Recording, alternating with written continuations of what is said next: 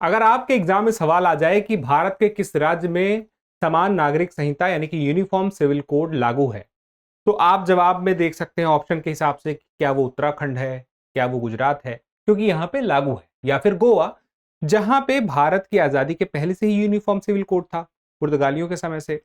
तो अब बात आती है कि एक नया राज्य भी आ रहा है। क्या है उसका नाम? मध्य प्रदेश। मध्य प्रदेश में भी यूनिफॉर्म सिविल कोड आ रहा है, और खास बात यह है कि यह अपने आप में खास इसलिए है क्योंकि शुरुआत हो चुकी है। शुरुआत हो चुकी है मतलब क्या है कि मध्य प्रदेश के सीएम ने कहा है कि एक हाई लेवल की कमेटी बनी है, और हाई लेवल की कमेटी में 6 सदस्य हैं, और इन 6 सदस्यों में जो अध्यक्ष है वो अध्यक्ष है कौन?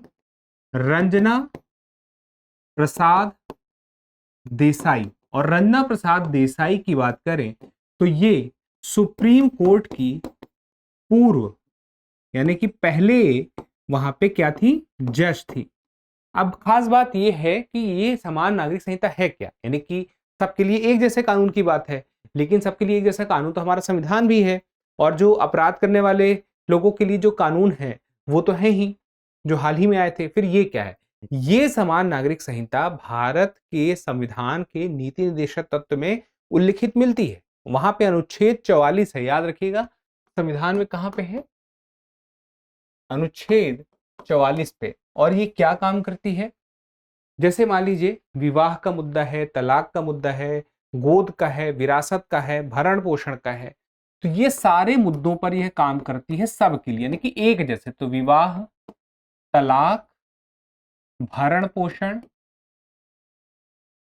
इसके अलावा गोद, विरासत, या फिर हम ये भी कह सकते हैं कि जो लिव इन रिलेशनशिप है, लिव इन है, इन सब मामलों पर वह एक जैसा कानून लेके आती है, यानी कि वो सारे धर्मों के लोगों के लिए, हर समुदाय के लोगों के लिए रहेगा। तो हम ये देखें कि अभी क्या है, पर्सनल लॉ भी है, कुछ धर्म के समुदायों के लिए अलग कानून भी है, तो वो व्यवस्था इसमें नहीं रहेगी।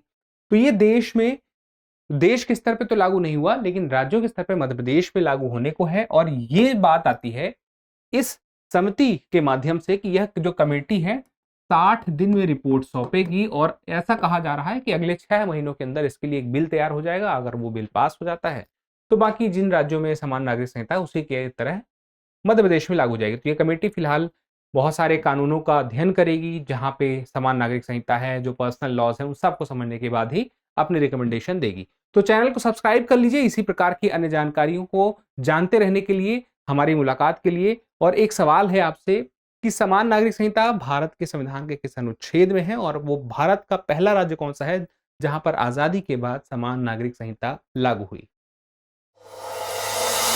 अब एग्जाम की तैयारी को और बेहतर करने के लिए हमारे चैनल को लाइक, शेयर और सब्सक्राइब करना ना भूलें।